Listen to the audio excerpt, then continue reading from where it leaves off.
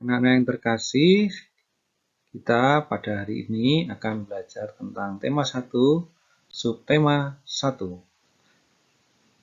Kita akan mempelajari materi apakah hari ini. Nah, kita akan belajar mencari ide pokok atau gagasan utama.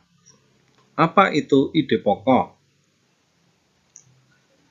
Ide pokok atau yang disebut juga gagasan utama adalah ide yang disampaikan oleh penulis menjadi suatu pokok pembahasan dalam sebuah paragraf. Sebagai pokok pembahasan, ide pokok biasanya akan didukung dengan gagasan penjelas. Lalu, jumlah ide pokok yang diizinkan dalam satu paragraf hanyalah 1.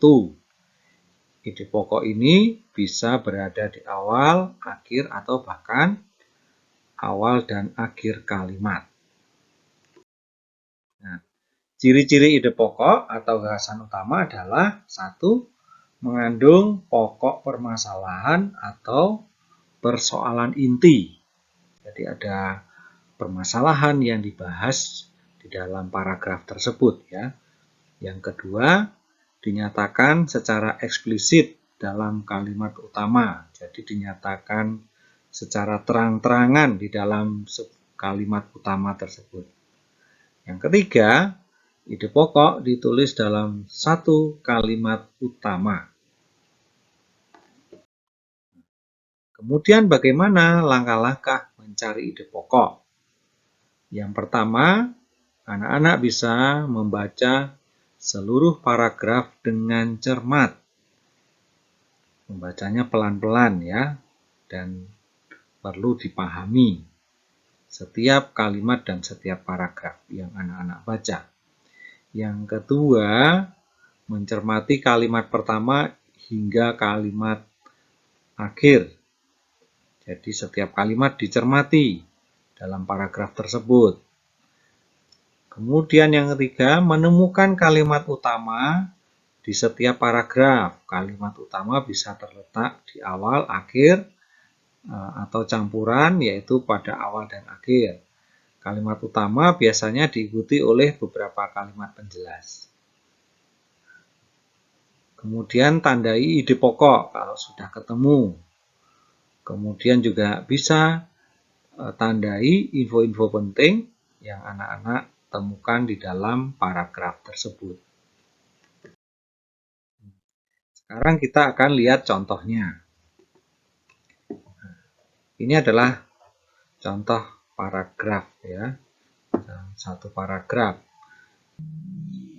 Bencana banjir lumpur akibat jebolnya tanggul Situ Gintung di Tangerang Selatan menimbulkan berbagai macam penyakit.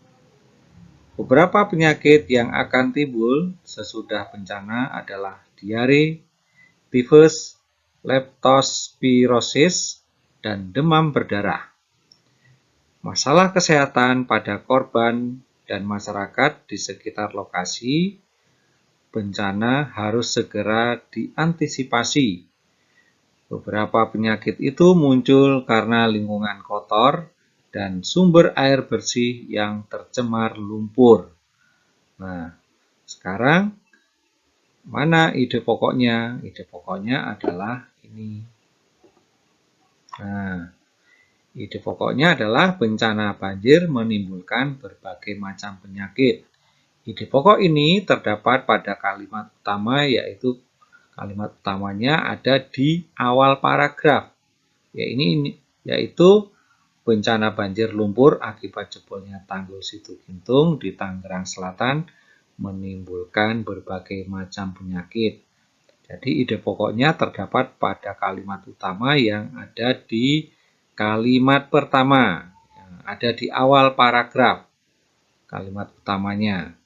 Nah, kemudian kalimat yang lainnya ini adalah sebagai penjelas, ya, kalimat penjelas. Nah, kita lihat contoh yang kedua.